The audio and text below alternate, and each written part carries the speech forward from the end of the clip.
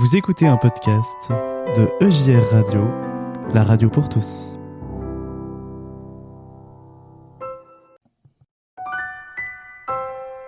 Vous écoutez un podcast de EJR Radio, la radio pour tous.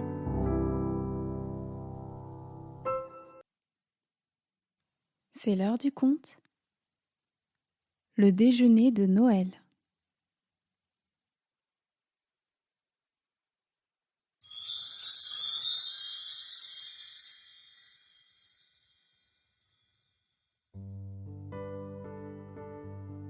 Dans la famille de Madeleine, tout le monde s'active pour terminer les préparatifs du déjeuner de Noël. Il n'y a pas une minute à perdre. Les grands-parents et les cousins vont bientôt arriver. Madeleine et son petit frère Michel décorent la table avec des branches de houx et de jolies pommes de pin dorées. Ce midi, ils seront 15 à table. La petite fille compte les assiettes pour vérifier qu'aucun couvert n'a été oublié. 1, 2, 3, 4, 5, 6, 7, 8, 9, 10, 11, 12, 13, 14, 15, 16. Maman, il y a une assiette en trop. Je l'ai fait exprès, lui dit maman en souriant. Si quelqu'un sonne à notre porte et nous demande l'hospitalité, son couvert sera prêt. Papa a invité Monsieur Ripon pour le déjeuner. Il sera tout seul aujourd'hui. Il a dit non, mais sait-on jamais. Il pourrait changer d'avis. Quelle drôle d'idée, pense Madeleine. Elle n'aime pas beaucoup Monsieur Ripon, leur voisin. Il sourit jamais et il râle toujours lorsque le ballon de Michel atterrit dans son jardin. Timide comme il y a peu de chances qu'il se joigne à eux pour le déjeuner. Ding dong! Il y a du monde à la porte d'entrée. Oncles, tantes, cousins et grands-parents entrent tous en même temps, les bras chargés de paquets. En quelques instants, la maison se remplit de rires, d'embrassades, de cris de joie et de bruits de papier froissé. Madeleine se précipite vers Colombe et Alma, ses cousines préférées. Quelle joie de vous retrouver! Madeleine, Colombe, Alma. Pouvez-vous aider Mayol à mettre le petit Jésus dans la crèche? Demande papa. Il est encore trop petit pour savoir où le poser. Aussitôt dit, aussitôt fait, les trois cousines accompagnent Mayol jusqu'à la crèche et lui montrent la mangeoire où poser le joli santon. La Sainte Famille est maintenant au complet. Il est temps de se mettre à table. Saumon fumé, huîtres, dinde fourrée au marron, pommes de terre bien dorées. Un véritable festin a été préparé. Mais Madeleine et ses cousines ont tellement de choses à se raconter qu'elles en oublient presque de manger. Ding dong, chante la sonnette de la porte d'entrée. Mais tout le monde est déjà arrivé?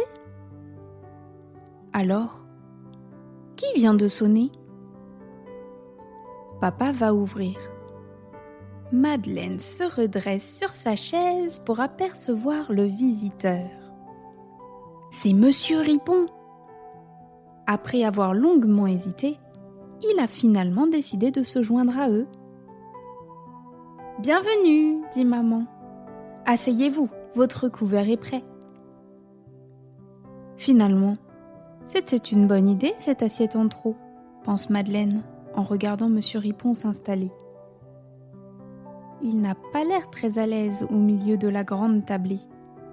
Le regard rivé sur son assiette, il répond à peine à ses voisins qui tentent d'engager la conversation. Le repas se poursuit et le moment tant attendu du dessert arrive. Papa coupe les magnifiques bûches glacées tandis que Michel et 2 de ses cousins servent les assiettes. Soudain, Michel trébuche. L'assiette lui échappe des mains et la part de bûche atterrit sur la tête de Monsieur Ripon. Un silence gêné s'installe dans le salon. Pourvu qu'il ne soit pas trop fâché, pense Madeleine. Tout le monde regarde Monsieur Ripon. Une grosse goutte de crème glacée glisse le long de sa joue. Il ouvre la bouche et tire la langue pour goûter la crème. Puis il fait un clin d'œil à Michel et dit « C'est délicieux, rafraîchissant et sucré à souhait. Merci, ce nouveau shampoing est parfait. » Puis il éclate de rire. Et quel rire! Un rire énorme, saccadé, le rire le plus contagieux qui puisse exister. En quelques instants, ce fou rire gagne toute la famille. Du plus petit au plus âgé, tout le monde rigole sans pouvoir s'arrêter. Madeleine rit tellement qu'elle a du mal à respirer. Au bout de quelques minutes, les convives parviennent à se calmer et dégustent leur bûche glacée. Monsieur Ripon n'a plus du tout l'air intimidé.